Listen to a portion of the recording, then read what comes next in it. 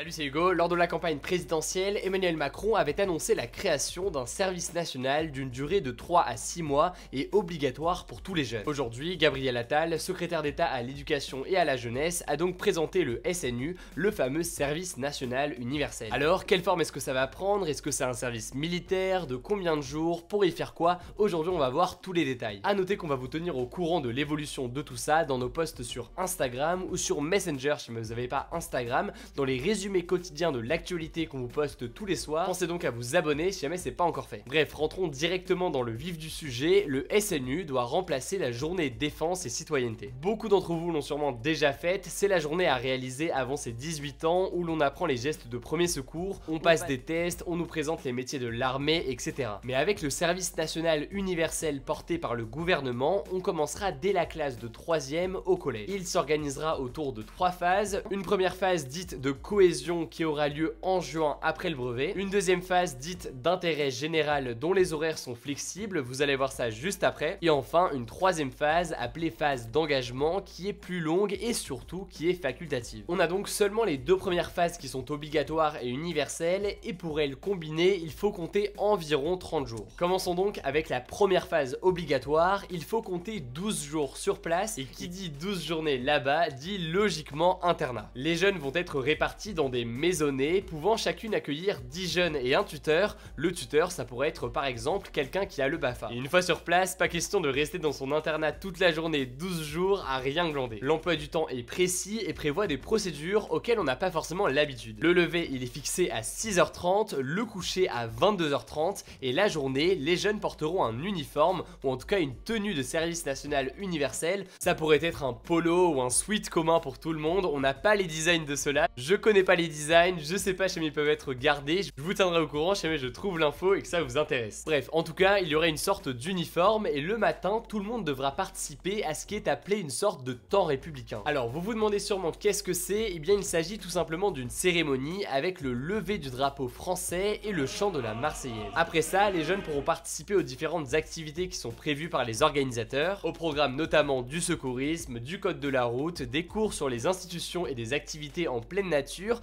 mais aussi des choses plus étonnantes comme de l'autodéfense et des sports de combat. Tout ça, ça va être organisé sur des périodes de 4 heures, entre 8h et midi et 14h et 18h. Des tests et bilans des participants sont également prévus sur ces horaires concernant la santé, l'illettrisme et les projets professionnels. Tout ce que je viens de vous présenter là, c'est donc la première phase du service national universel dans une sorte d'internat. On passe maintenant à la deuxième phase qui se déroule l'année suivante, donc l'année de seconde, et cette deuxième phase, comme la première, c'est donc une phase obligatoire. Elle est très différente de la première et surtout là vous avez le choix. Première option, vous choisissez l'option continue et donc pendant 15 jours non-stop vous participez à une action dans une structure professionnelle ou associative. Autre possibilité, vous optez pour l'option qu'ils appellent l'option perlée et donc dans ce cas là au lieu de faire 15 jours d'affilée vous faites 30 sessions de 4 heures d'action au fil de l'année. Par exemple une session de 4 heures par semaine pendant 30 semaines. Pour ce qui est des lieux d'action que vous pouvez intégrer, que ce soit pour 15 jours ou alors par session de 4 heures, eh bien il y a beaucoup de choses. Ça peut être des établissements publics comme les EHPAD, des collectivités territoriales, des assos, des clubs sportifs, bref beaucoup de choses. Si aucune de ces actions ne vous plaît, il vous reste la possibilité de faire un projet personnel autonome ou bien encore un projet de préparation à l'engagement qui consiste à préparer la phase 3 du service national universel, phase 3 qui est uniquement pour les volontaires. On y est presque, on termine justement avec cette phase 3, la phase d'engagement. Ici c'est que des volontaires puisqu'il s'agit d'un engagement qui est plus long sur plusieurs mois. Ça peut prendre la forme d'un service civique, d'un volontariat dans l'armée, d'un accompagnement auprès des élèves en situation de handicap ou même devenir soi-même tuteur pour la phase 1 du SNU que je vous présentais en début de vidéo. Tout ça, ça peut permettre de se rapprocher de la vie active, d'avoir un peu d'expérience et pourquoi pas de trouver un emploi plus facilement. Concrètement, du coup, ça va concerner qui? Eh bien, pour le moment, seulement 13 départements vont proposer le SNU pour le mois de juin 2019 et chaque élève de 3e aura le choix d'y aller ou non. Dès juin 2019, environ 200 participants sont donc attendus dans chacun des 13 départements de test. Est-ce que votre département est concerné? Pour le savoir, la liste s'affiche sous vos yeux, je vous laisse regarder. Pour la suite, on n'a pas vraiment de date précise, mais ça devrait être mis en place progressivement jusqu'à devenir obligatoire pour tous les jeunes après avoir passé le brevet. Je l'ai dit, on va donc vous tenir au courant de l'évolution de ce service national universel puisque je sais que ça concerne pas mal d'entre vous. Pour ça, 3 choses à faire: vous abonner à cette chaîne YouTube, activer les notifications pour être les premiers sur l'info et enfin suivre les résumés quotidiens de l'actualité. Je vous conseille de suivre ça directement sur Instagram, mais c'est aussi dispo sur Messenger.